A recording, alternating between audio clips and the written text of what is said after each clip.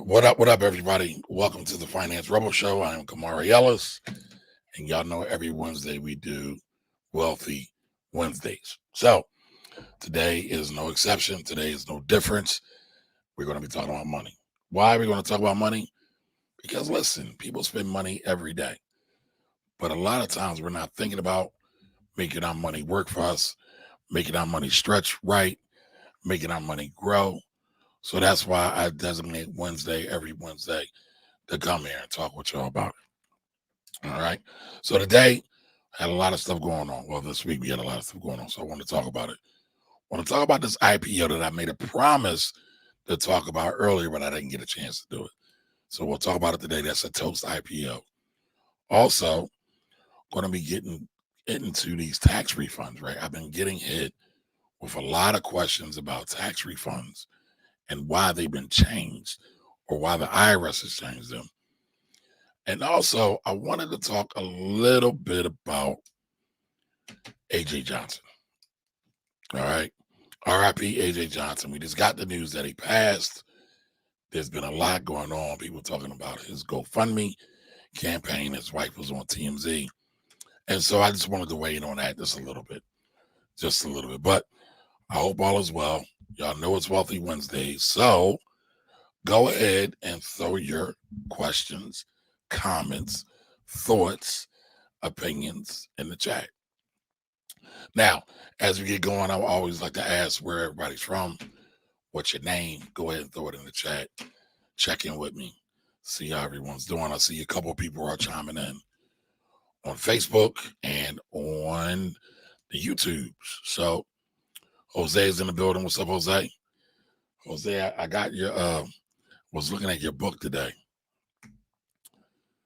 And Michael didn't say, hey, Michael, how you been, man? I ain't seen you in a while. Here doing what we do every week, talking about this money. All right, so Mario's from Illinois. Chef Cece's in the building. How you doing, Chef? So do me a favor as everybody comes in, go ahead and share this out. Share this out with someone who is looking to increase their financial IQ. That's what the Finance Roll Show is all about. It's about helping those in the Black community that want to increase their financial IQs. They get some help, right? No scams, no crazy sales gimmicks, no tactics, just straight facts. All right. So come on in, make yourself at home. Jack, you're hilarious. Hello, my name is James Ambrose, aka Rick James, and I'm from Buffalo. All right. So that means you're a stone cold freak. I'm with it. The business bully, Dave Anderson, has been in the building. How you doing, brother? I see you still out here snapping necks and cashing checks. So that's always a good thing. Always a good thing.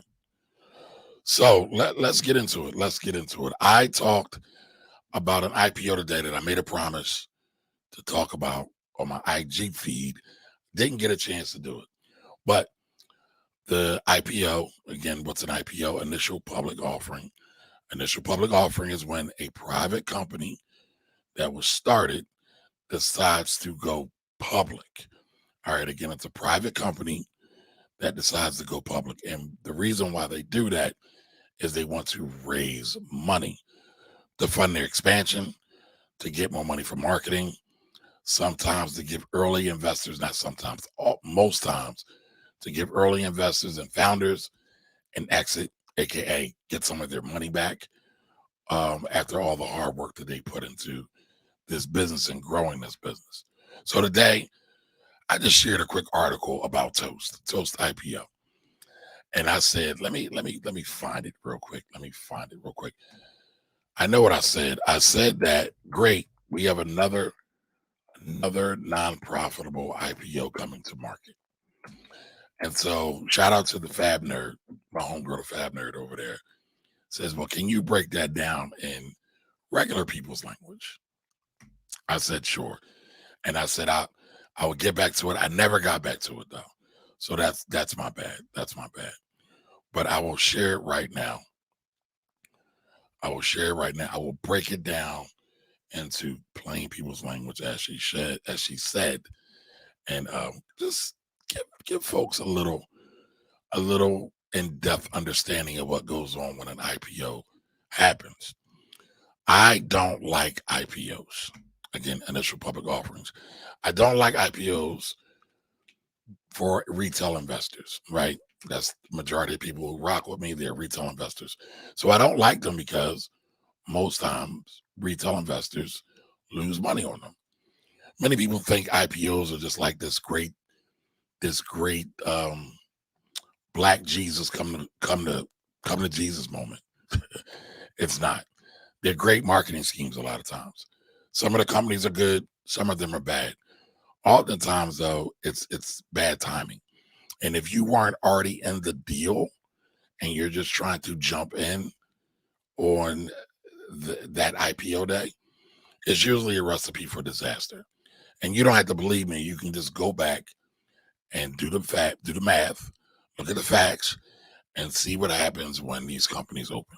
So a lot of times these companies come to market, all the investors that were in on it already, all the high net worth people, or H&Ws, as the financial sector would call them, high net worth, the banks, the hedge funds, they usually get first crack at a lot of these investments.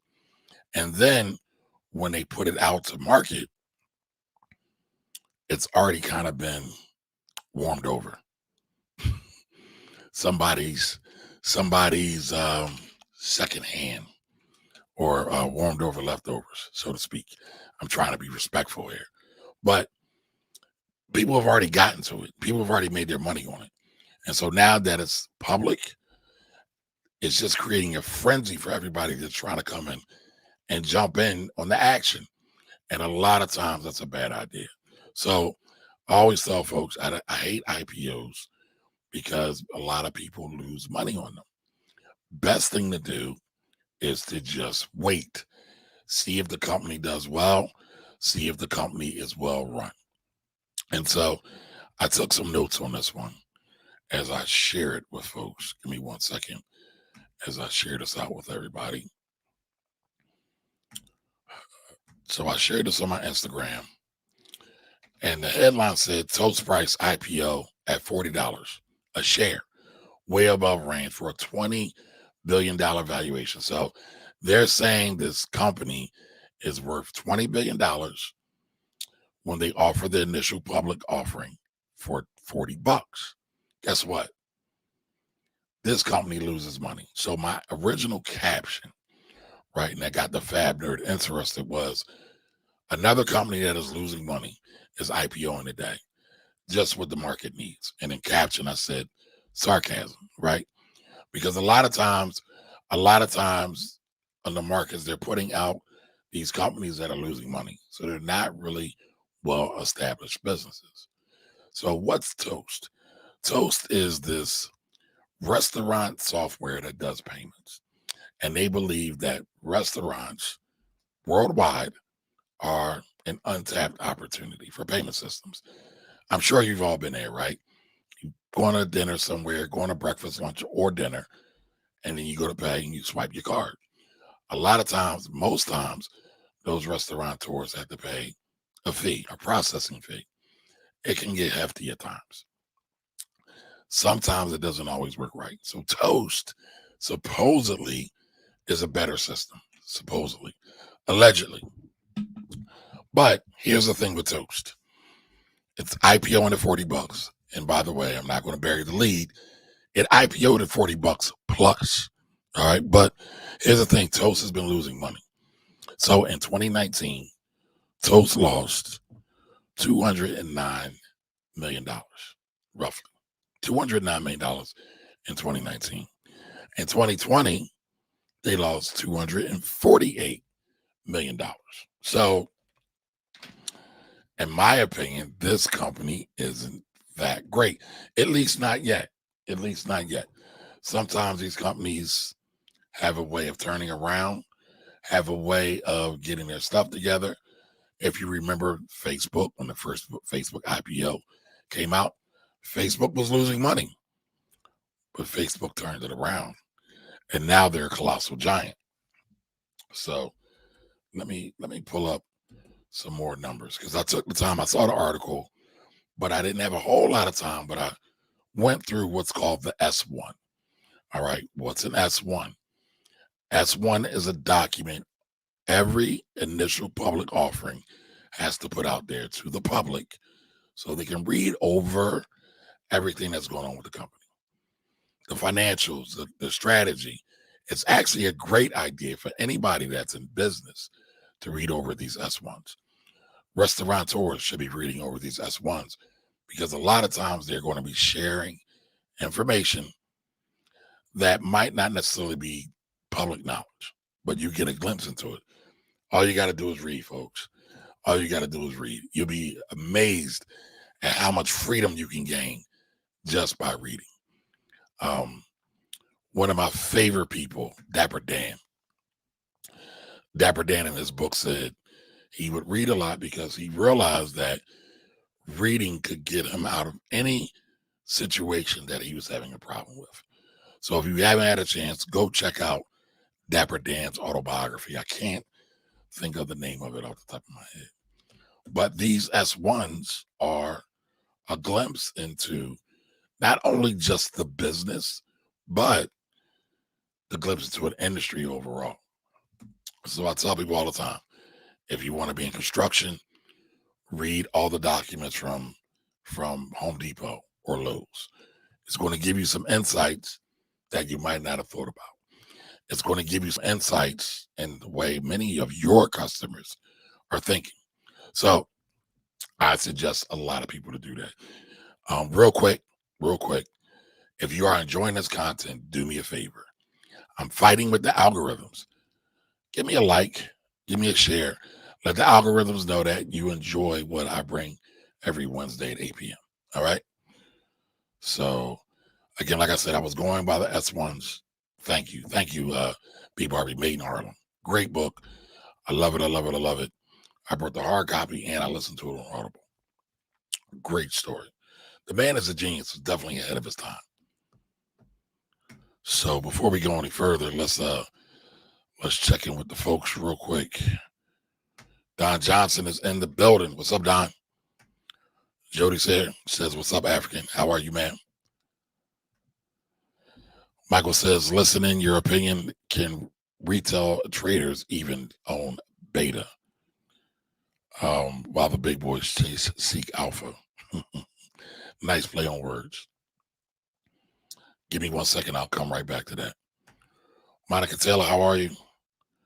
Okay, Jody Stagging people. Thank you. Appreciate you. All right, so Michael has a question. So he asked two very technical questions, right? He says, the question says, listen, in your opinion, can retail traders ever own beta while the big dudes chase alpha? So I'm not going to be super duper technical, right? But you really want to own alpha and let other people chase beta. But what's alpha? What's beta? All right. Beta is just a measure of stocks and how they move in relationship to the overall market. So, for example, and this is a loose example, right? Let's say a stock has a beta of 1. That means it moves basically in lockstep with the overall market. And let's say that market for this is the S&P 500. So it moves lockstep with the S&P 500. However, and let me back up, right? So for every dollar that this S&P 500 moves, your stock will move, let's say by $1, or really by the percentage. But there are stocks that have a beta of 1.2. So that means it moves in the same way the stock market moves, plus 20%. And so that stock could be potentially more volatile. Then you have other stocks that are not 1, right, or 1.0. They might be 0.8.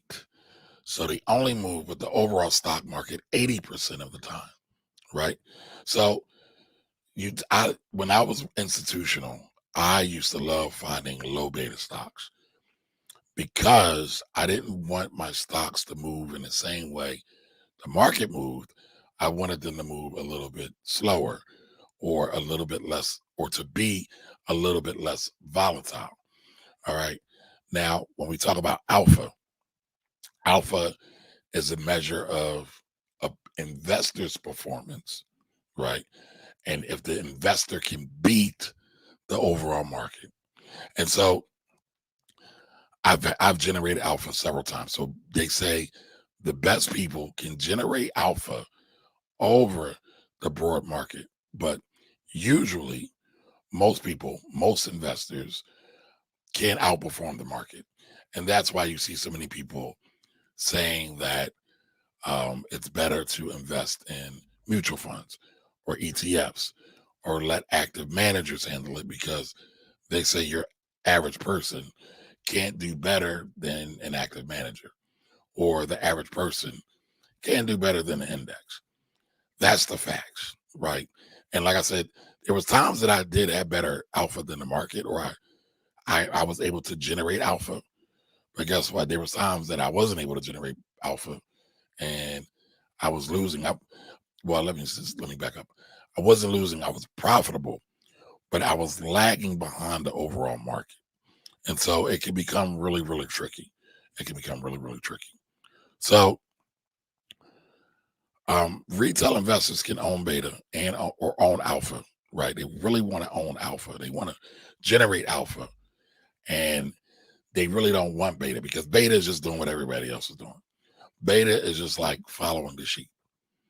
Oftentimes, again, I'm trying to simplify it. Here's some homework for y'all. I want to continue this beta alpha conversation. Everybody Google beta and alpha, and let's talk about it a little bit deeper next week. Let's see how serious you all are about this. All right, but it's something that you should understand. You should understand. But when you're paying somebody to invest your money, you want them to generate alpha.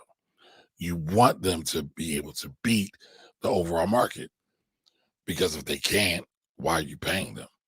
You can just buy an ETF and get what everybody else in the market's getting. And oftentimes that's actually not a bad thing. It's not a bad thing. But I do think retail investors can get alpha. I do think retail investors can generate alpha, right? But the question is going to be, one, how well do they handle their emotions, right? How high is their emotional intelligence? That's going to be a big factor in being able to generate alpha. Because if you just go with the whim, or just go with whatever the market's doing, you're typically going to lose out, because your mind is going to be so focused on losing money. 9 times out of 10, you will cash out before you're able to really get your big gain, right? So, or you miss out on the big prize, so to speak. So you got to be able to do that. You got to be able to do that. But I think it's possible. It's rare, but I do think it's possible. I do think it's possible. All right. Let's see. Let's see. All right, we got some more questions in. Let's see. All right. Monica Taylor says hello. I think I said that already. Hey, Katrina, how are you?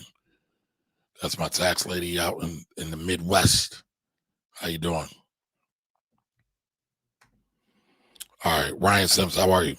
So he says the higher the beta, the more volatile the stock. Yes, yes, and yes. The higher the beta, the more volatile the stock. That is correct. Shout out to Mr. Love, too. He just said Investopedia.com is a great source to do so. So I just asked y'all to do your homework. What's beta? What's alpha? Let's learn these terms. Investopedia is a great place to go and get that information. All right, hey, Miss Edith, how you doing? Welcome, welcome, welcome. All right, so let me get down to more of these questions so we can keep going with the program. Hey, listen, if you guys enjoy the content that I deliver every week, you can always feel free to send me a cash app at $, the Finance Rebel, $, the Finance Rebel. All right. No amount's too small. No amount's too big either. But again, if you appreciate what I do every week, go ahead and send over your tithes and offerings. All right. Oh, Miss Edith was on YouTube as well. All right. Thank you.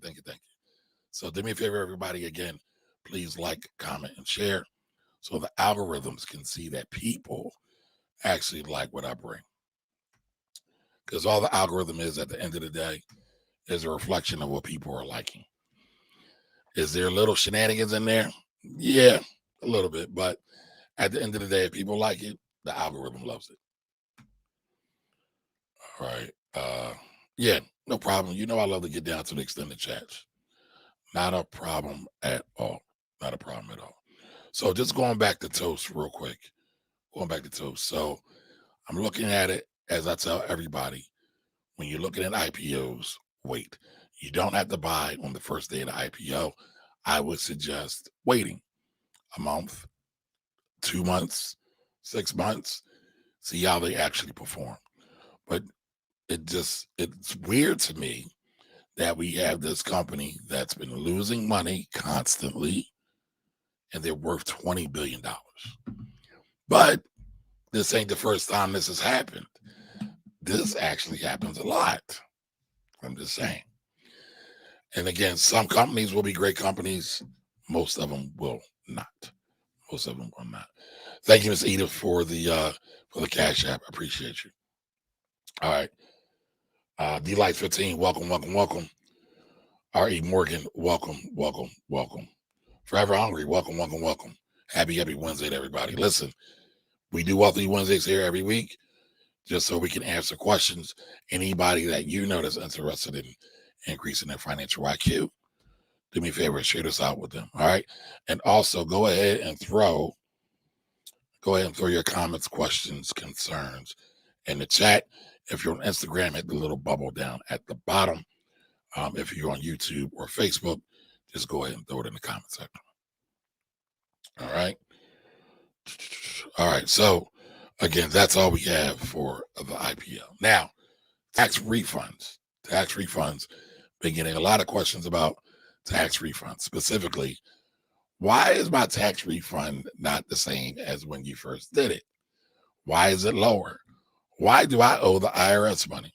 Well, a lot of times that's happening because many people did not give the proper amount of stimulus money that they got.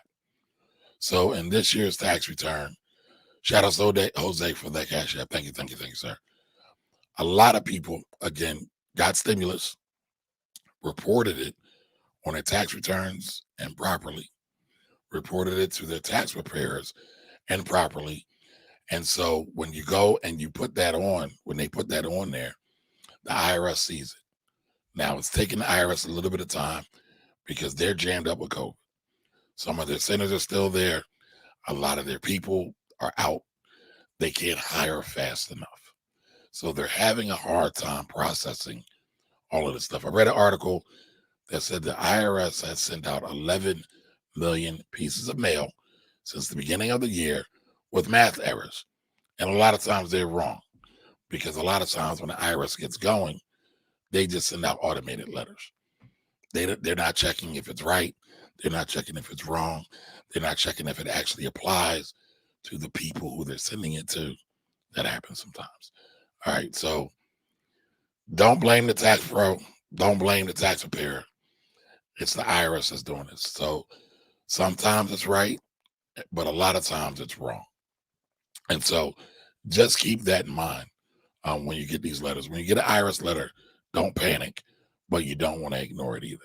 Make sure you read it over, have your tax pro read it over, and address it if it needs to be addressed. If there's something wrong, if the calculation is wrong, make sure you reach out to the IRS as well. All right. So Dabbler is here. How are you? Biz Architect. What up, Ken? And Sherwin 1906 is in the building over on the IGs. So again, also, we are running up against a deadline, folks. So for everybody that filed an extension to get their taxes done, you have till October 15th. Make sure you get it done Now remember, an extension is an extension to file, not an extension to pay. All right, so if you owed money and you didn't pay it, you still need to pay it, right? It's still racking up interest. So it's just the IRS is just giving you a little bit of time, a little grace to get your stuff in. But don't dilly-dally on it, y'all. I know a lot of y'all like to procrastinate. Don't procrastinate. Get it done, get it done, get it done. So if you do owe, you can take care of it. Installment program or installment agreement, something like that. Don't let it linger. Don't let it linger. All right, what's up, James? How you doing? My tax brother there. How are you, sir? All right. All right, so Jose says, post the homework in the live chat. I'm on the way home, no pen. All right, can somebody do me a favor? Can somebody post the homework for me? Homework is what's beta, what's alpha. We'll go over it next week. All right. We're going to start doing a little bit more in-depth educational things just so I can know that y'all are getting something from this, right? I know you're getting something, but I don't want y'all just to come here and just talk. I know some people love my voice, some people hate my voice, but it needs to be valuable on both sides of the coin. All right. All right. So Michael asks, so really any trader can manipulate data in order to get to alpha? Really? Right. No. No, no, no, no, no, no. So in certain instances, yes, that's true. The reason why I hate penny stocks, because traders can manipulate the data. I mean, you can make an argument that the Reddit crew, the Wall Street Bets crew, are kind of manipulating data because they're coordinating buys, they're coordinating sells. Well, it seems like all buys, right? And so they're manipulating data. That's the same thing they do in the penny stock market. And in the penny stock market, those stocks don't have much volume, meaning people are not buying those heavily day in and day out. So if anybody comes in and buys a nice little bit of a penny stock, you can see a jump relatively easy. Now, with a bigger stock, your blue chip stocks, there's not much manipulation of the data when it comes to that. Right? That's just what people are doing every day. Remember, the market makes up buyers and sellers. It's like a big auction. And so what makes price go up higher? A bunch of people buying over and above people selling. So if you look at, I don't know, if somebody throws stock at me, one of the blue chips, let me see if I can find one. If somebody finds one before me, just go ahead and throw it and we'll rock with that one. But I'm going to run over to finance.yahoo.com, right? And we can just pick up, I don't know, what is Apple? Apple might be the largest company in the S&P right now. I'm almost certain of that. Apple trades billions of dollars daily. So I'm going to throw this on the screen real quick. All right, so Ms. Edith asked the question, and I know I'm jumping on y'all a little bit, but just stay handy. I don't want to lose this. Ms. Edith asked, were we supposed to inform our accountant about our stimulus checks received? Yes, yes, and yes. You were supposed to inform your accountant for it because everybody didn't get it. And if you didn't get it, or if you got it wrong, right? Because remember, it was based on previous year's tax returns, you might be entitled to more. So they were giving the recovery rebate credit. Yeah, recovery rebate credit. If you didn't receive some of your stimulus. Because remember, if you didn't file 19, if you didn't file 20, you were not getting a stimulus check. And so that's why Congress said, hey, let's create this recovery rebate credit, right? And so with that recovery rebate credit, they wanted to make sure everybody got it. So yes, you needed to report it to your accountant, or if you'd like to do DIY with your tax preparation, there was a place on your screen to do that, on your tax screen. So yes, you need to do it. Yes, you need to do it. You might be missing out on some money if you didn't do it. All right. So again, going back to wanted to talk about the manipulation of data that Michael brought up, right? And why usually that is not the case. But I'm going to pull up the screen real quick. This is Apple. Market cap. What's Apple worth? $2.4 trillion. That's with a big, big, big T, y'all. Big T. All right.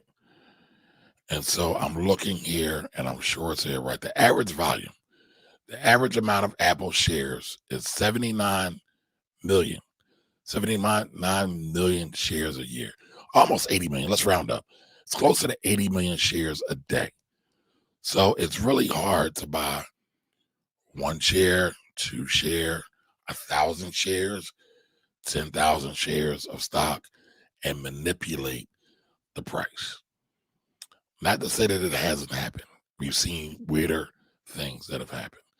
Thank you, Ms. Eda, for posting homework in there, right? Google what is beta and alpha. Yes, that is the homework assignment.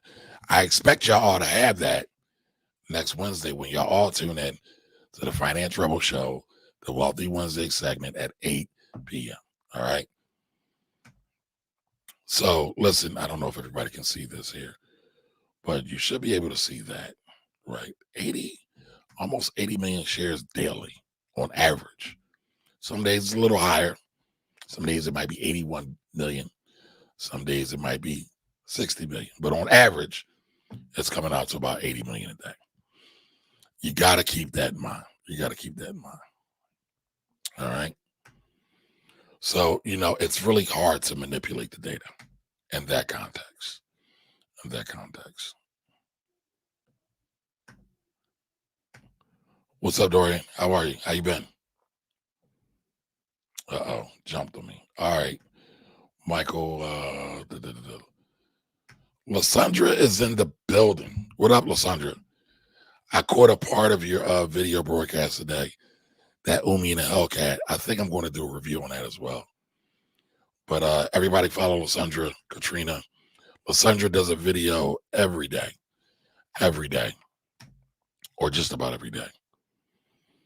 All right, so Martin Harris is from the Panhandle of Texas. That's what's up. I drove through the Panhandle once. I drove across country with my dad in 2017 from PA to Arizona. And on the way out there, we did a pit stop with some of my folks out in Kansas. Stayed there a couple of days out in Wichita and drove on down through Oklahoma and Texas and over to New Mexico. Very interesting. Very interesting. What we dilly-dallying on? Hey, we talking about taxes, your favorite thing. All right, Hayden, all right, shout out to Hayden. Hayden's my new intern. So Hayden, your homework is, homework. Thank you, Hayden. So Hayden's playing the role of the moderator in the joint. I didn't even have to ask him. Thank you, Hayden. So, all right, y'all see it. The homework is beta and alpha. What is beta and alpha? Thank you, Lysandra. Thank you. All right, Coca-Cola. All right, I'll pull up Coca-Cola as well. And I think somebody talked about AT&T. So Coca-Cola ticker symbol is KO. KO. All right, so Ms. Eda says she only filed 2019, just filed 2020. All right. So just stay on top of it. Stay on top of it. And if you get a letter from the IRS, don't be alarmed. Don't be scared. All right. So Coca-Cola is in the building. It's on the screen. All right. That's not a good look. That's a better look. Coca-Cola, what does it trade every day? What just happened? All right. What does Coca-Cola trade every day? So on average, Coca-Cola, again, another blue chip company worth 233, almost 234 billion with the B folks, $234 billion. Yes, Ms. Edith, they usually will correct it, but I've seen some of my tax folks say that some of the estimates aren't right. Some of the ones that I've gotten, they're right because folks did not give me the proper stimulus check amounts that they received in 2020 and in the first months of 2021 in January and February. All right, so Coca-Cola, again, $234 billion company. On average, it trades 13 billion stocks a day. So there's 13 billion pieces of stocks being transacted every day in Coca-Cola. Again, hard to move that stock. Very, very hard to move. Very, very hard to move. And let's see, was there anybody else? Was there anyone else? All right, we did Apple. Ryan Sims asked for Apple. All right, Michael Dennis, since Michael Dennis sparked all this, gotta honor the king. And let's look up T, which is AT&T, which he asked for. Let's see how many shares. AT&T on average, 31, almost 32 billion shares a day. All right. So it's really, really hard to do that. What's up, Taid? How are you? Parrish, how are you? Chocolate 198825. How are you? Welcome, welcome, welcome. If you're just now joining and nobody knows me from a can of paint, my name is Kamari Ellis. Many people call me the Finance Rebel or the Tax Rebel. I'm here every Wednesday answering your questions about money, taxes, stocks, real estate, business, whatever you got. I've been in the financial services industry for over 25 years. So I love to come here and share my knowledge with y'all in hopes that we can help increase the financial IQs of people in our community every time we come on. All right. So Lysandra says, can you imagine the people who have to who have to backfile in 2020, backfile in 2020 in 3 years? How much did you get in stimulus? Yeah, they don't know. They don't know. Wave Lord 14, how are you? Blue Lotus Sun, how are you? Welcome, welcome, welcome. Yeah, they don't know. It's a total disaster. The IRS, again, I remind y'all this often. The IRS has been underfunded and understaffed and under-budgeted for at least the last 10 years. All right. So when you see Biden say we need more money for the IRS, it's not a joke. It's real. And you know what? I can't do it today. I'll do it for the next time. But I'm going to start talking a whole lot more about tax. There is a new show coming out, Jose. I decided to change the name. So the new show will be the Tax Rebel Show. And I will get more of that to y'all as we get closer and closer to that time. But I'm going to be talking more about taxes. There's so much jankiness going on, not just the PPP stuff, but there's a lot of jankiness from folks who disguise themselves as tax professionals and they're just kind of tax preparers. No shade to the tax preparers, right? Because real tax preparers are actually tax pros. They're people that take it really, really serious. There's some people that just look at it as a hustle. And so they make up all kinds of stuff. They dream up numbers. They get their clients in hot water. And then usually they disappear after they got a paycheck. So be clear. We're going to be talking about that a whole lot more. All right. So Don Johnson says, and I need all of them Apple shares. Yeah, you would love to have 80 million of those shares, wouldn't you? I love KO. Yes, Jose. We know you love. We love Jose.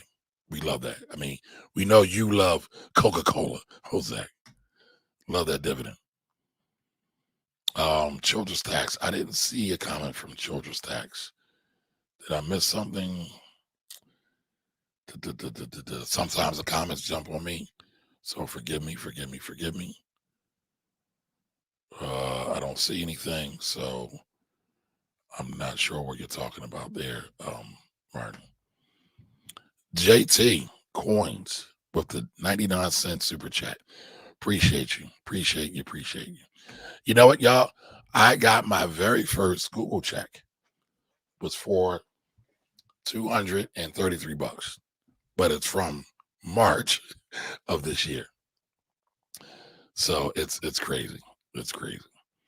Now, if you want to donate, if you want to send me a tip, I appreciate it.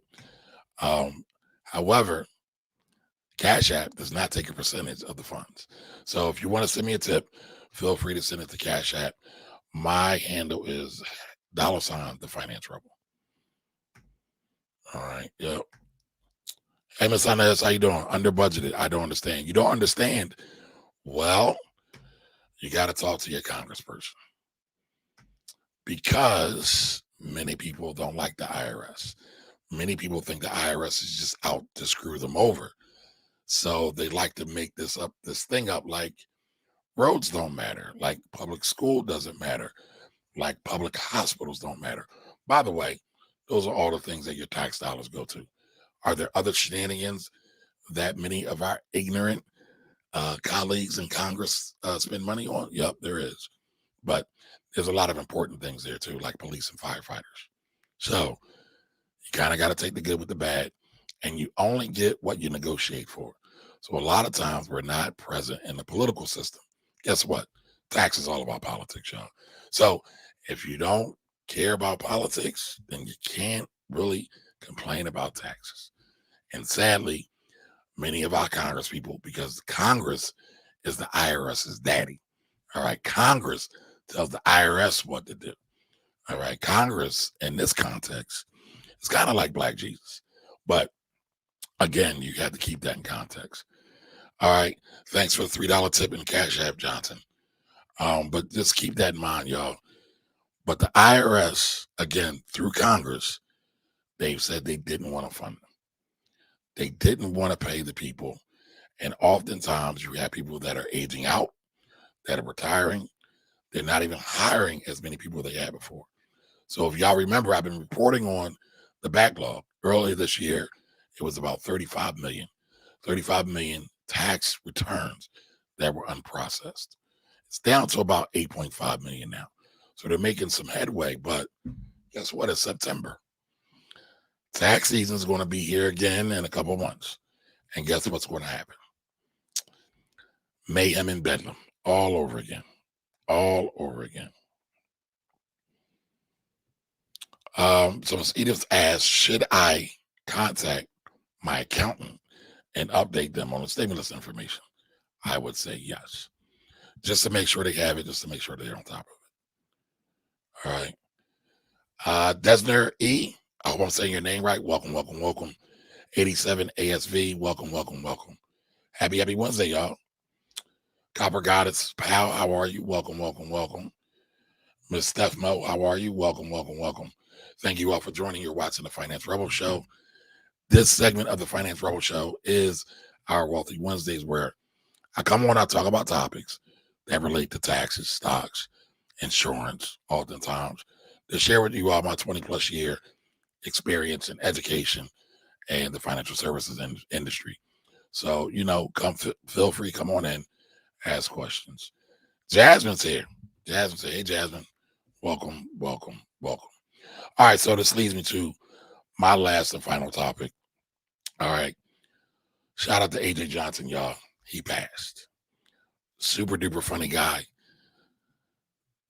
God-given divine talent, in my opinion.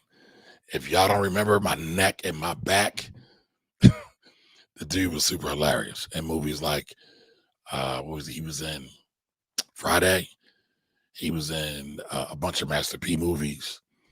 I want to say he was in I watched this movie almost every day in the summer of 93. Not Boys in the Hood, but Menace to Society. I believe he was in Menace to Society as well. But super duper talented. And Players Club. Thank you, Jose. Thank you. Like, he's done a lot. He was also a stand-up. But again, recently he passed and he did not have insurance. So listen, I'm not here to bash anybody, right? I know a lot of times we like to get on our bandwagon and be a little bit judgmental when we say folks don't have life insurance and they die. But I'm going to share a story with y'all, my personal story. Guess what? I don't have life insurance right now either, Why? Because I got denied for it when I applied. So you can't always get insured. Now, I'm in the process of reapplying now, right? Definitely uncomfortable with not having coverage, but I have high blood pressure. Like my high blood pressure is through the roof. It's crazy, right? Couldn't get coverage. Plus, I applied last year during COVID. A lot of companies changed the standard.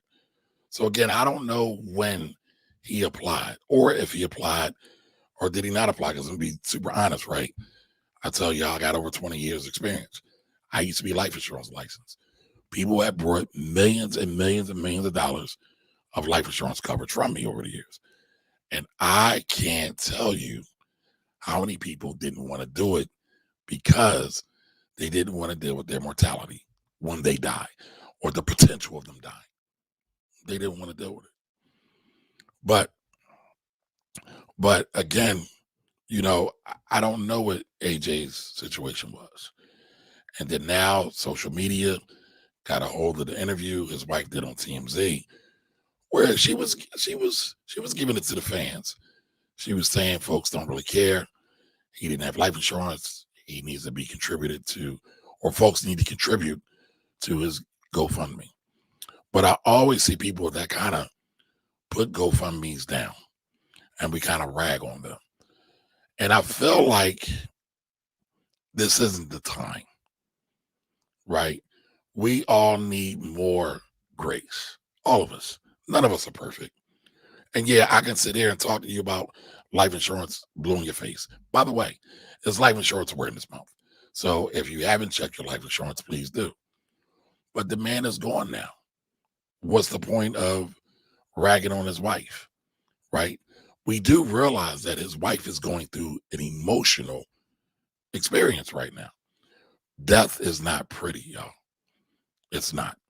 And so as I share my story with you all, I'm working actively to get it together.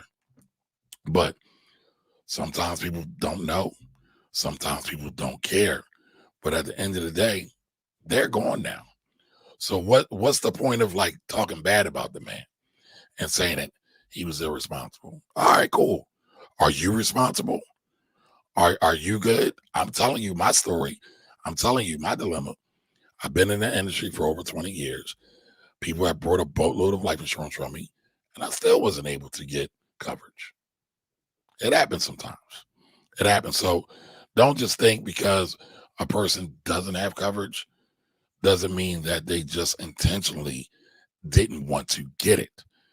There are some health conditions that people are born with and they can't get coverage, right? So again, extend a little bit of grace.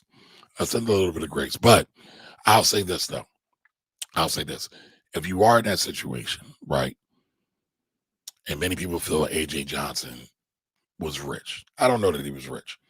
I don't really like counting people's pockets in that fashion, right? Because I don't know his story.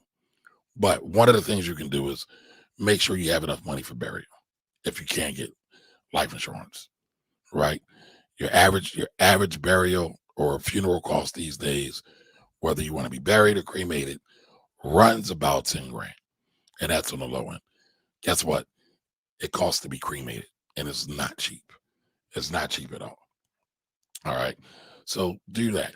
Other thing you can do, right? There are these other forms of life insurance, right? They're more for, how can I put it? They're more for, I don't want to say burial, but they're more for people that can get covered by your traditional life insurance companies. And typically the max death benefit I've ever seen was about 50,000. Now, there's a caveat with some of these. Many times, if you die within the first 2 years of getting coverage, they won't pay out your death benefit.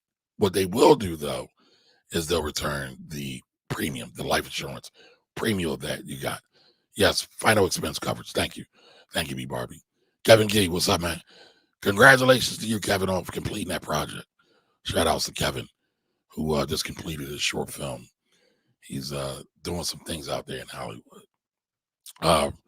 So that's the other thing you can do. You can get Typically, you'll get coverage for final expense. They don't need any medical. They won't usually do any medical because it's such a low amount. And so usually the insurance companies aren't worried about that. All right. Lastly, you can't do one of those, right? It's not a either or, right? Sometimes you might need to do a combination of all three. But lastly, the last one I would suggest to you all to do is, if you can't do it, start making plans for burial and final expense. Sometimes you got to pay it out of pocket, but when you do it in advance, it's easier to deal with. It's easier to bear the burden when you do it in advance. And you can, get your plot. You can pay for it in advance in payments. You can get your funeral director. Actually, you should talk to a funeral director. Oftentimes, they have plans that will help out with that, and you can do it on installment, almost like layaway, right? I'm laughing about it a little bit because I find a little humor in everything, but it ain't no joking situation. Now, I did see, as regards to the AJ Johnson situation, the wife got full funding of the GoFundMe. All right, I think they wanted 20,000. Last I looked, they were at about 33,000. All right, so again, it was his responsibility, right? That's not lost on me. But guess what? If we really gonna be about this community thing, we got to be about this community thing, and that means that we have to help our brothers and sisters out when they fall sometimes.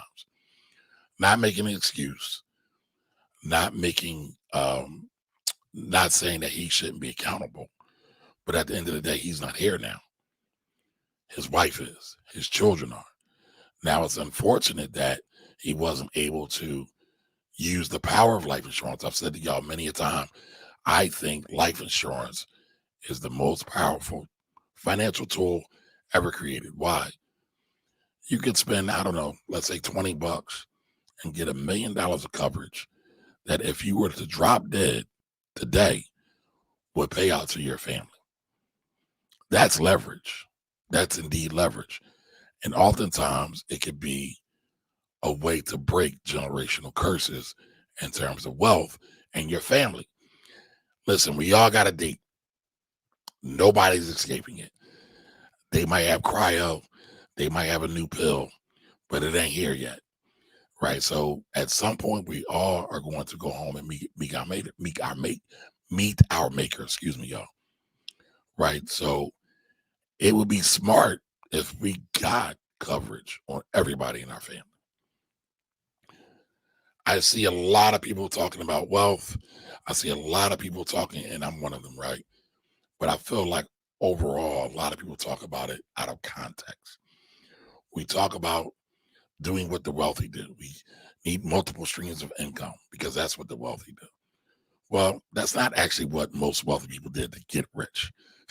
They usually focused on one thing. And I bring all up to say, one of the things we can do and leverage like the wealthy do is get life insurance. When we look at the big families, the Rockefellers, the Rothschilds, the Vanderbilts, any of those folks, many of them have a thing called a family bank.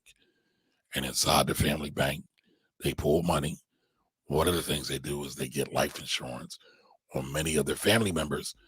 And when they pass, because they know they're going to pass, that cash goes directly into the family bank. And so that you can then take money out of the family bank to borrow for a business, a car, a house, real estate, whatever. You can use it to pay for college. You can use it for health and maintenance, right? Living. But you have to be very, very intentional about these things. And again, the whole purpose of life insurance, the main purpose, is to replace income. And we're seeing that right now with AJ Johnson. Whatever monies he's made have disappeared because he's not able to work. He's not able to work on that God-given talent and craft that he has. So what happens now to his children and his grandchildren? Well, they now are robbed of whatever money that he was bringing into the household. And that's sad, right? That's very, very, very sad. And so, again, it's Life Insurance Awareness Month. Now's the time to go check your policies. But if you can't do anything with the policies, go back to those three things I just said, right? Make sure you have about $10,000 to $15,000 in the stash just set aside. Get a final burial or final expense life insurance policy. They're a little bit more expensive. You can't usually get top-notch coverage, top-notch death benefits, but it beats a blank, right? And then if you can't do that, look in doing some kind of final expense layaway plan with a funeral director or something like that. All of those things work. But what we shouldn't do is we shouldn't disgrace our brother by he's no longer here, right? That helps nobody. Again, a lot of us want to get up on a high horse and say, he should have life insurance. He should have life insurance. Well, he didn't. Now what? I don't know about y'all. I've had plenty of family members who have passed, and we had to pass the hat.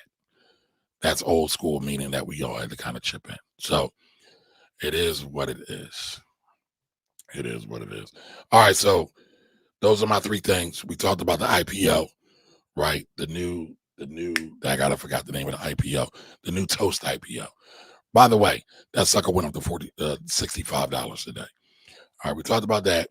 We talked about tax refunds, and we talked about life insurance. And again, shout out to AJ Johnson. I'll take any questions that anybody has now. Also, Netter Gold. Shout out to Netter Gold. Hopefully you ain't so ashy. Hey, Mike, I sprained my ankle last week, and I started to send you a picture. And when I say Mike, I'm talking to Netter Gold. If anybody knows Mike from Netter Gold, he's always running around and saying, "Why are you so ashy?" Y'all probably seen the commercials. But I sprained my ankle last week, Mike, playing golf. Don't ask me how. I don't know how. But when I went to the doctor and I saw it, my ankles were so ashy. I said I should take this picture and send it to Mike. He's probably going to let me have it. All right. Let me capture it. I like that name. Are you a photographer? Welcome, welcome, welcome. Yes, Jasmine, I got denied, but I'm reapplying now. Yep. Fancy Ivory, welcome. Junior's watching detail. That's my son now. That's Philly's finest detail specialist right there. It's about to take over the industry. All right, so B Barbie asked the question, what's your thoughts on adding an annuity to your portfolio?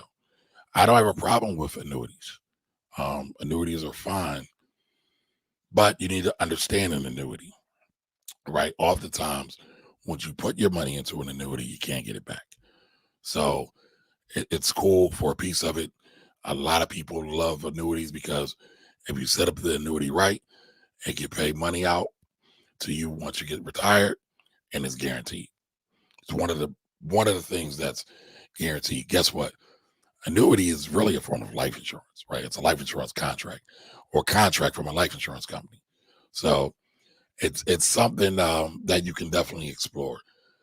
Again, this isn't investment advice, right? So I'm not telling you to go out and buy an annuity, sell an annuity, or any of that. But I do think it can be a very, very viable tool in your overall financial arsenal. All right, Money Mitch. Is that Money Making Mitch? Welcome, welcome, welcome. Simply Mrs. Bell. How are you? Welcome, welcome, welcome. All right, amateur photographer. All right, I like that. I like that. All right.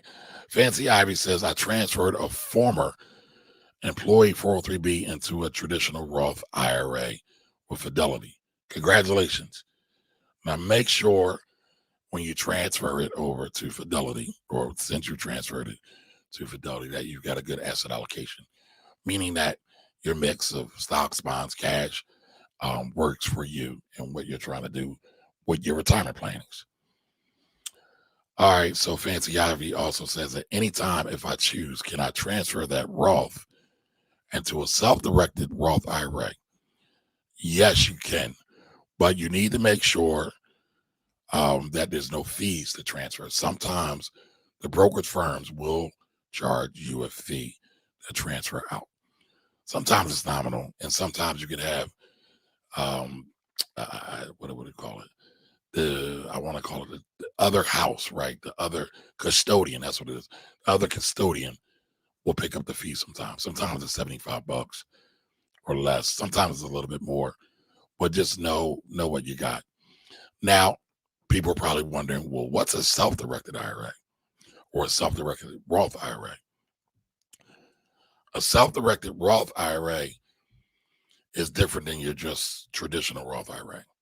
So in your traditional Roth IRA, you can buy stocks, bonds, mutual funds, ETFs. In a self-directed Roth IRA, you can buy stocks, bonds, ETFs, gold, real estate, business, but they're not for everybody. The IRS has strict rules with many of them. I've seen a lot of people muck it up real bad. So I don't suggest it for everybody. So again, if you're doing it and you're thinking about it, make sure you take the time to do the research. Do the math, y'all. Do the math. All right, so we got some questions, answers, and comments over here on the YouTube. Some people even came up over here. All right. All right, let me go to this real quick. All right. Oh, so Martin says he lives in Childress, Texas. Okay. I know a bunch of people with the last name Childress. That's why I thought you were talking about somebody. Okay. All right. So JT Coin says, yeah, I got my letter from the IRS. I have to make that payment plan. Yes, make the payment plan. Don't delay. IRS is like loan sharks, literally. They will charge you up to 25% on your outstanding balances. So get it done. Get it done. Hey, Angela, how you doing? Welcome, welcome, welcome. Yes, AJ Johnson played in Players Club. He was also on Babs. I think I forgot that. Babs is shout out to Holly Berry and the other sister that was on it with her, but Babs isn't my favorite. And I like a good B-rate movie every now and again, but oh. All right, so oops. Hey Angela, how you doing? Thank you. Everybody's not here. It's only me today, Angela. You only have to focus on me. Me. Everybody else will be along on Sundays for the Blackwell Project. All right, so Monica Taylor says, let's have a whole session on life insurance in all different forms and what they do as well, what you can do with some products. Well, I do it all the time. I talk about it all the time. One of the things I was thinking about doing, and he agreed to it. I have a friend who's pretty up there in one of the major life insurance companies, and I was going to do a special webinar, not sure if it'll be paid or free yet, to really get into life insurance. It's not sales though, right? I'm not here to sell. I no longer have my life insurance license, strictly for education, because a lot of times people don't understand the process. A lot of times people don't understand the product, right? And oftentimes, and this happens across the board, not just with life insurance agents, but oftentimes the life insurance agents sells you the product being a life insurance policy, and then he's gone. He disappears without a clue. So I was thinking about doing that in the chat. Tell me if y'all be interested in a webinar about life insurance. Just throw it in the chat. All right. So Fancy Ivory says, yes, we need it as Black community life insurance. Okay. So do me a favor. If y'all are serious, I'll put it together. And he and I'll do it. Send me a text life insurance to 215-974-0058.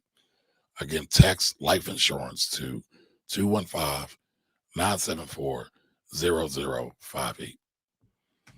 And I will put it together. Jay Benjamins, thank you for joining. Thank you. All right. Again, if y'all enjoy the content that I bring here every week, every Wednesday, and you want to send me a tip, the super chats are great. But guess what? YouTube takes a cut of that, aka Google, aka Alphabet takes a cut of that. So if you want to send me something, send it to my Cash App, $ the Finance Rebel. Again, $ the Finance Rebel. Thanks for everyone so far who sent out the tips. I appreciate you. Definitely do. All right. So Miss Edith says no money. Just read an article that wife is upset and complaining that fans didn't really love him. Minimum amount received for donations. I don't feel that that's fair, right? And again, I'm not going to trash the wife. First of all, that's not my style. Second of all, there's so much emotions running through her right now. Like, how can you even, like, I've seen people say she's entitled and this and this and that. This woman is mourning. This woman is in mourning. She lost her husband, y'all. I just feel like, all right, when some people jump out the window and say some stuff, it's like all we want to do is clap back. We never want to say, hey, this sister hurts. And I just said it, like, if we really want to be community,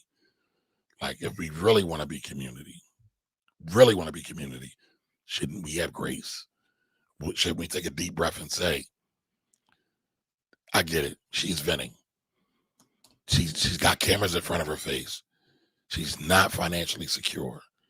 She probably wondering where her next meal is coming from. She's wondering about her children's future. But we just want to clap and criticize. I've been called, my buddy Kevin Gee's on here. He's called me Bishop Desmond Tutu. If any of y'all know who Bishop Desmond Tutu is, he's one of the peacekeepers kind of in South Africa during apartheid time.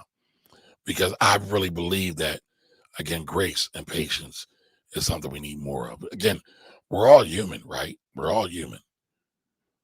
But I just feel like those of us who haven't been seasoned, that have been through some things, know better. So just take a deep breath and pause and chill out with it. That's what I have to say. Hayden says, I have heard that you can use life insurance as an investment. Do you know how that works? Yes, I know how that works. You absolutely can use it as an investment. You have to buy a cash value life insurance policy. So real quick, crash course on life insurance. I've been talking about it a lot, but if you want to talk about it some more, we can definitely do that. There's basically 4 types of life insurance. One of them typically doesn't accumulate cash value. The other 3 does. The cheapest form of life insurance is term life insurance. And guess what? That does not accumulate any cash value. Term is for a set term of your life. 5 years, 10 years, 20 years, 30 years, right? It's there to replace income, typically, in theory, for those periods of time. Let's say you have a child and they're 1, and you say, you know what, I want to get coverage for this child for the next 20 years so they can replace my income. God forbid I'm not here.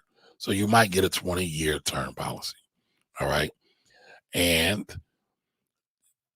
life insurance usually is based upon the death benefit amount. It's usually based upon how much money you make. Again, because it's about replacing income. Your average American makes about $50,000 a year. All right. So if we want to say we're going to get it for 20 years, what's 50 times 20? It's $1 million. Now, different people do it different ways. Some may say, just do it for 10 years. So 50 times 10, that might be 500,000, so forth and so on. That's just an example, but that's term. And that scheme, that formula I was just talking about works across all life insurance. All right. So term is the cheapest. Term does not get any cash value. By the way, share this out with somebody who needs to understand life insurance. The highest form of life insurance, or the most expensive form of life insurance, is whole life. Whole life generates cash value. Whole life is secure. Whole life is meant to be had for the entirety of your life. All right. So it doesn't expire. By the way, just to backtrack just a little bit, when the term when the term ends on that, let's say it's 20 years. At the end of that 20 years, you can get a new term, but your premium is going to be higher. Why? Because you're older. And oftentimes your health is not in the best condition. All right. With whole life, you don't have to worry about that. The premium is locked in for life. And then part of the premium goes to the death benefit. Part of the premium that you pay in goes in towards the cash value. That cash value grows. It grows tax free. And there are techniques and ways to do it and ways to pull out the money for retirement or to be your own bank when done properly. All right. So it's can be very powerful. But again, whole life is like the Mercedes. Term is like the Ford Escort. And some of the Ford Escorts are actually pretty nice now. Or what do they call them? Focuses or whatever that Ford is, right? Then there's two other kinds of life insurance that has cash value. You have variable universal life. Variable universal life, again, death benefit. You part of the death benefit goes, part of the premium goes to the death benefit. Other part of the premium goes towards the cash value. Now, with this cash value, you get to invest that in what? The stock market. So many times they'll say it's an investment. They say it all the cash value is an investment, but it's not. It's insurance. And I'm being technical for a reason. Now, in that they have what's called sub-accounts in this variable universal life or VUL. In that, those sub-accounts are like mutual funds. So you can invest in the S&P 500. You can invest in bonds. You can invest sometimes in overseas stocks and things like that. Those are all very, very powerful or can be powerful tools when it comes to life insurance and to investing. Now, the last form of life insurance is called universal life. Universal life generates money as well, generates a cash value. It's usually based off interest rates. All right. Universal life was made very, very popular in the 80s when we had super high interest rates. Doctors loved it.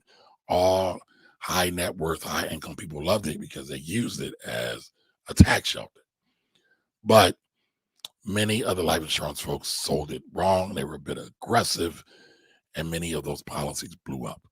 The reason why I bring it up is you really want to understand what you're doing when you get your life insurance policy.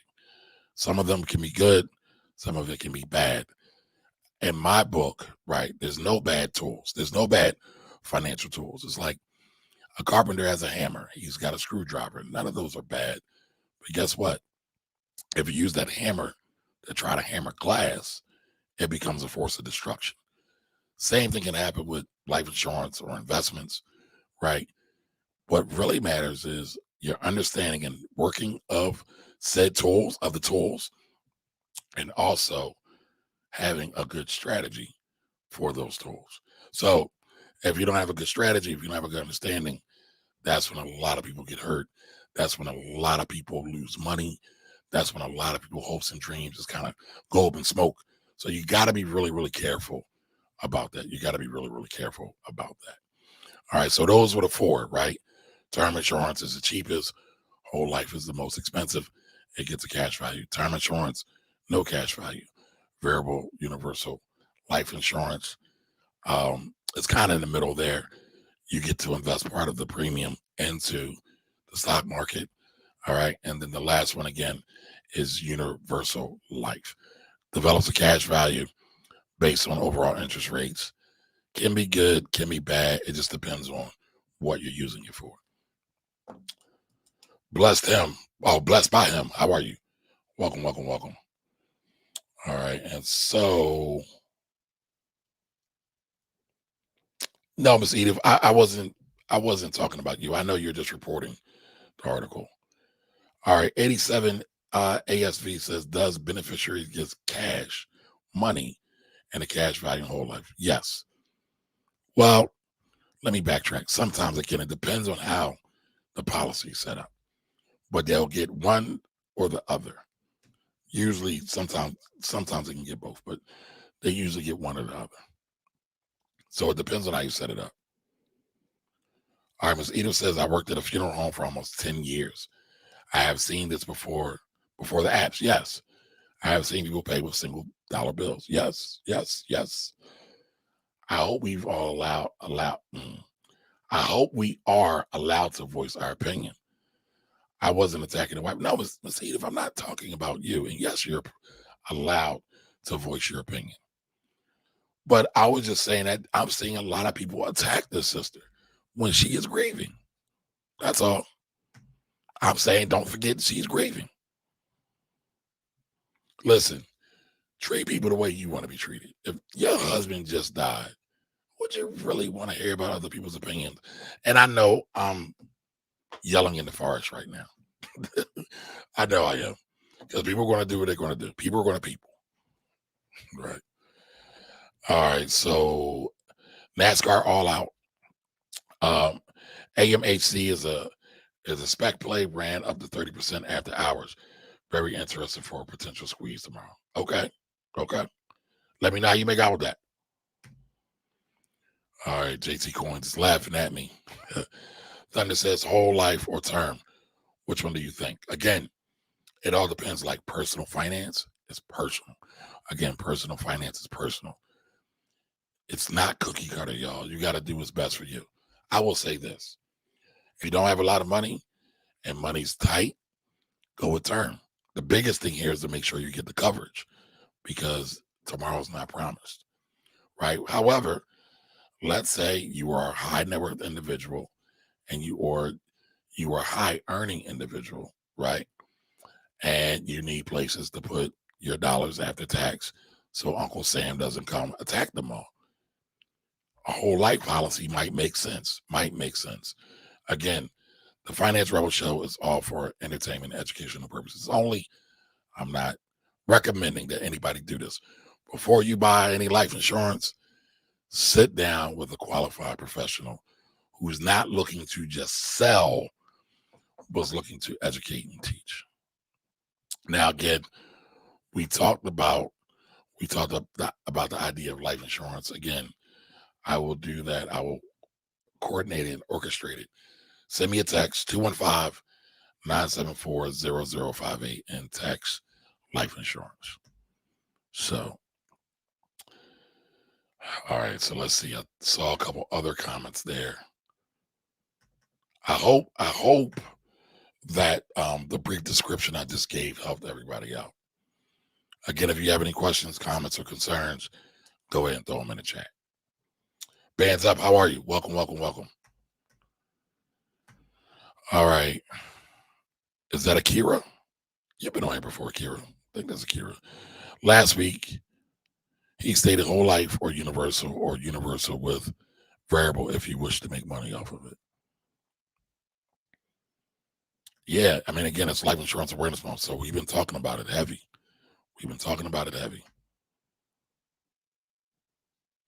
Yep. Angela Jefferson, how are you? Welcome. Allison, how you doing? You have 3 years to pay those Roth conversion taxes. Yes, you do. You get to spread them out over 3 years. All right, everybody's saying yes, they want the webinar. All right, so make sure you text me. Yes, I would like to see that. All right. Monica says, let's go. Too many people talking about IUL. So she's IUL's Index Universal Life and all kinds of stuff and how they may have pulled money out of it to buy real estate, et cetera, et cetera. Let us know all the legal tricks. Let's go. All right. Jamila Harris is interested. All right, Eric, just text me, y'all. Just text me. If I get enough people that are interested, I'll do it. And I will let y'all know. All right, so Akira says, I have 4. It's late to try and get a universal for 1 million. It's not too late. You got the cash to pay for it. Yeah. If you're over 40. Not me, but a friend of mine, but a friend of a friend. So you're asking for a friend, right? T Brown G35. Welcome, welcome, welcome. You're asking for a friend. No, it's not too late, right? I don't know their health condition. They'll have to apply. They'll have to pass any health exams because your life insurance company is going to want, they are going to want you to be able to physically be able to live, right? Life insurance companies are in the business of making money. They make money by collecting your life insurance premium. The longer you live, right, is the longer they get to keep their premium. I mean, keep their death benefit and collect your money, right? Because life insurance is all about pooling, right? They're pooling, right? So let's say it says there's roughly 14 people on the live right now on between YouTube and Facebook, and there's like another there's like 3. There was 7 or 8 before, so that's like 17 people. We wanted to pool our money and create our own life insurance, just as an example. And we say, all right, every time somebody dies, we're going to give out $100,000. So we would have to make sure that the premiums coming in enough from each one of us, each 17 of us, to make sure that we can amass that amount of money. And hopefully the numbers stay that nobody will die all in the same year. Because if everybody dies in all the same year, it doesn't work. But just take that concept and extrapolate that out over millions and millions and millions of people. And so they're working with what's called the law of large numbers, and they're able to get the money in. All right, JT says, what streaming platform do I use? I use StreamYard. If you are interested in StreamYard, I will send you an affiliate link. So you can buy it and we can all do it. All right, JT Coin says, I have an IUL policy for my daughter. Okay, that's what's up. Congratulations. So some of the alabaster colored bobbleheads on television say that you should never get life insurance for your children because there's no income to replace. I say you might want to think about it because more than likely that's the healthiest point in anybody's life. And that will be the cheapest time that they can get it. So again, going back to the whole family banking scenario, they're buying it cheap and they're getting big payouts when folks die. Income tax free payouts. So it depends. What are some of the best companies? I do Michael Sean. I don't know if anybody's familiar with Michael Sean.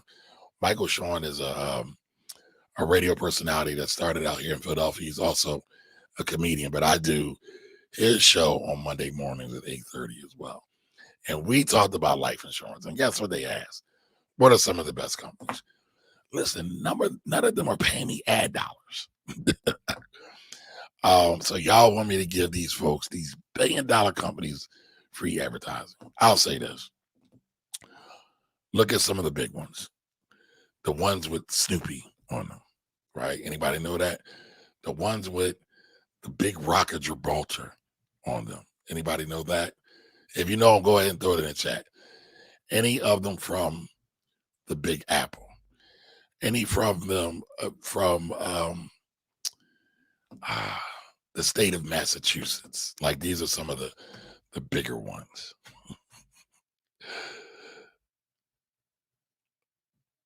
Let's see. The comments jumped at me.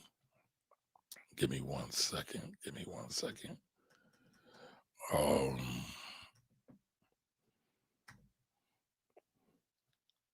Right. Allison says it. Every form of life insurance has its place. Right. They all, just like all things aren't equal, all life insurance are not equal. Right. And so we always get into this thing, whole versus term. Well, listen, if you are working with a real advisor, not just a salesperson, and that's no shade to salespeople, but in this context, people that just want to sell you something, take your money and run.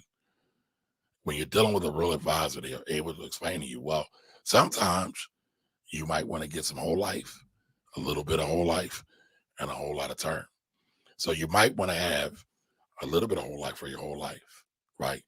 Let's say you got children and you want to guarantee you leave them $100,000. no matter what. So they're not starting from zero. They're starting from 100,000. Because a lot of y'all know in the Black community, a lot of us are starting from zero or sub-zero. We got negative numbers in terms of net worth. But you say, you know what? I want to make sure I leave a bit of a financial legacy to the next generation. So you get $100,000 of life insurance, whole life.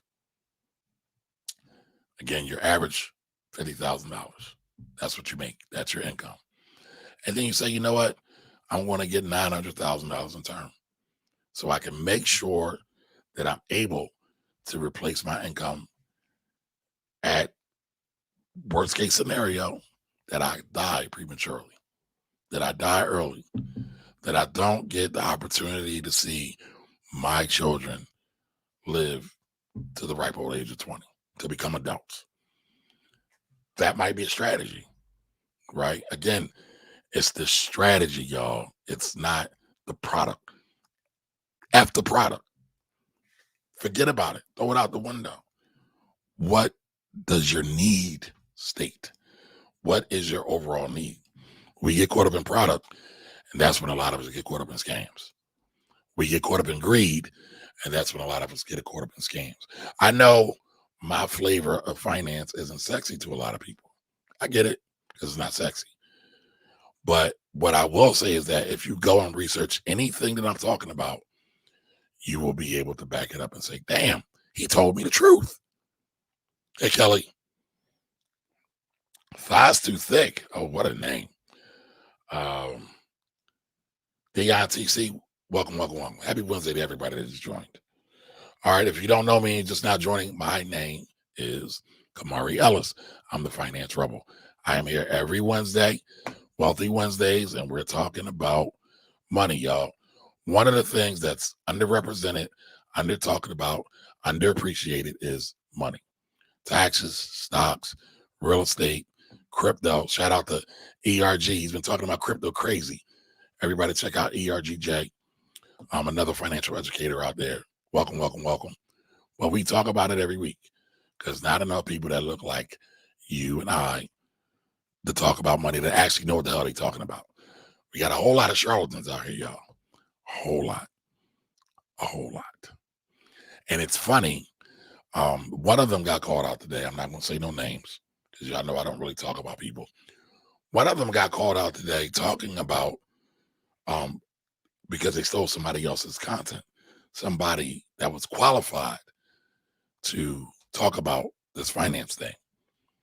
But they follow me, or they did follow me on Instagram, and we got into a whole back and forth about this topic we're talking about right now, life insurance. And they told me that there's only one kind that you should get. And that let me know right then and there they didn't know what the hell they're talking about. Again, it's strategy over product, y'all. Strategy over product.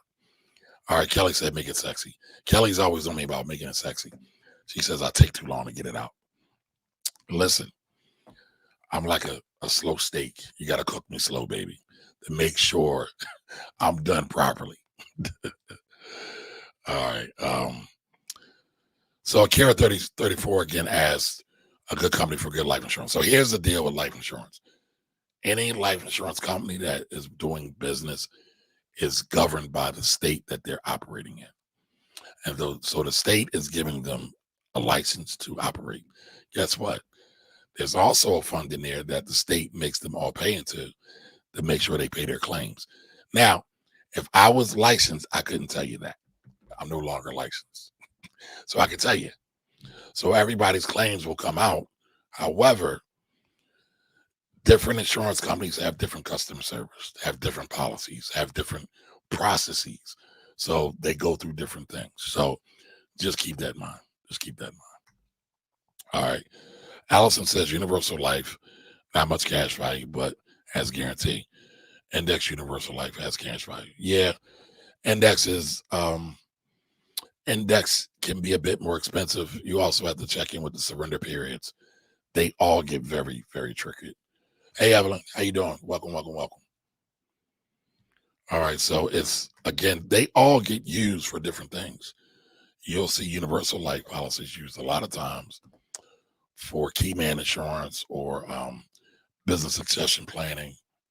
So it really just depends. It really depends. All right, Miss Edith says, people have said they thought we would change course because of the devastation of COVID. But some are selfish, heartless. Some people don't care. They don't. Some people just don't care. And they don't know any better either.